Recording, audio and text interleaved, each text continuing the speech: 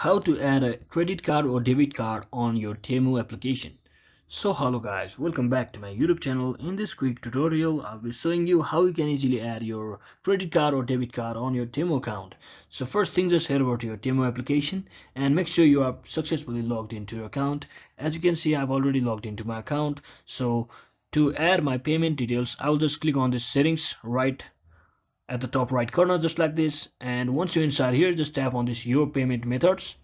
So once you tap on it, you will be seeing this option called add a credit or debit card. So first just tap on this, and here you will have to provide all of your card details like card number, expiration date, your CVV, which is of 3 to 4 digits, and all. Once you do all of that, just tap on this add your card and you should be successfully added your card details and credit card or debit card, just like that. So I hope this video was helpful guys. If it was, don't forget to like and subscribe to the channel. See you on the next one.